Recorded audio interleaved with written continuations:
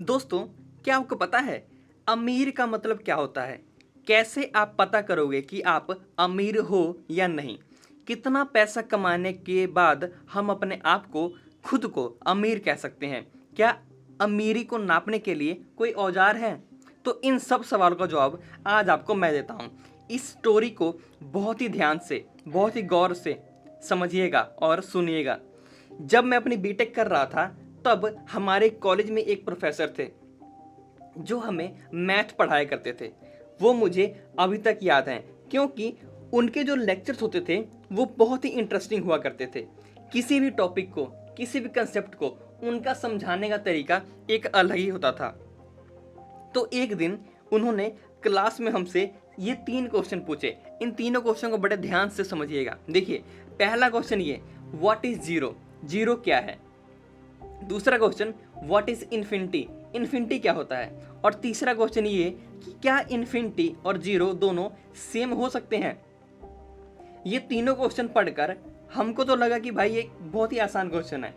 Zero का मतलब कुछ भी नहीं, इन्फिनिटी का मतलब जो गिना ना जा सके, और तीसरा क्वेश्चन, जीरो और इन्फिनिटी कैसे सेम हो सकते हैं? बिल्कुल नहीं, ये दोनों ऑपोजिट हैं। यानी कि जीरो और इन्फिनिटी दोनों कभी भी सेम नहीं हो सकते। जीरो का मतलब कुछ भी नहीं और इन्फिनिटी का मतलब जो गिना ना जा सके। हमारे ये जवाब सुनने के बाद प्रोफेसर बोले, पहले ये इन्फिनिटी पर बात करते हैं। उन्होंने हमसे पूछा कि ऐसा कोई नंबर कैसे हो सकता है जो किसी काउंटेबल नंबर से बड़ा हो? मेरी बात को ध्यान से सुनिएगा। ऐसा कोई नंबर कैसे हो सकता है जो किसी काउंटेबल नंबर से बड़ा हो? मतलब कि ऐसी कौन सी संख्या हो सकती है जिसे हम गिन नहीं सकते?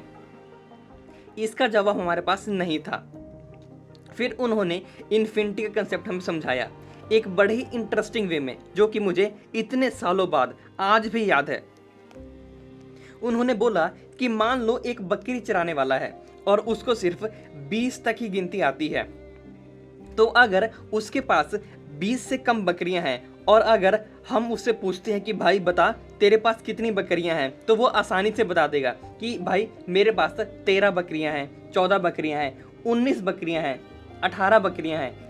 लेकिन अगर उसके पास बकरियां 20 से ज़्यादा हो तो वो यही जवाब देगा कि बहुत सारी बकरियां हैं, क्योंकि उसको 20 से आगे गिनती नहीं आती है। तो उसके लिए ये इन्फिनिटी हो गया। तो प्रोफेसर ने बताया कि इन्फिनिटी का मतलब होता है बहुत ज़्यादा, टू मैनी, ना कि अनकाउंटेबल। और इसी तरह जीरो का मतलब होता है बहुत कम, यानी कि टू फ्यू, ना कि कुछ भी नहीं। इसका एग्जाम्पल उन्होंने दिया कि अगर हम पृथ्वी के डायमीटर को सूरज और पृथ्वी की दूरी से कंपेयर करेंगे, यानी कि हम पृथ्वी के डायमीटर को सूरज और पृथ्वी की दूरी से तुलना करेंगे तो वो बहुत ही कम है, तो इसको जीरो कह सकते हैं।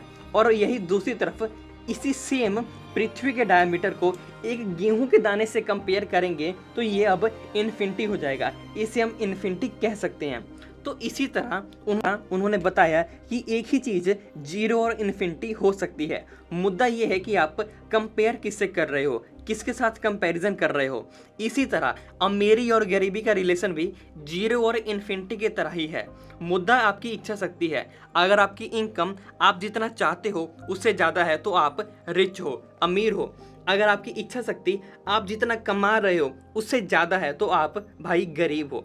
मैं अपने आप को अमीर मानता हूँ क्योंकि मेरी ज़रूरतें कम है, मेरी इच्छा शक्ति मेरे काबू में है। और एक बात और, मैं अमीर ज़्यादा पैसे कमाने से नहीं हो सकता, बल्कि अपनी इच्छा शक्ति को काबू करने से, उसके कंट्रोल में रख के हो सकता हूँ।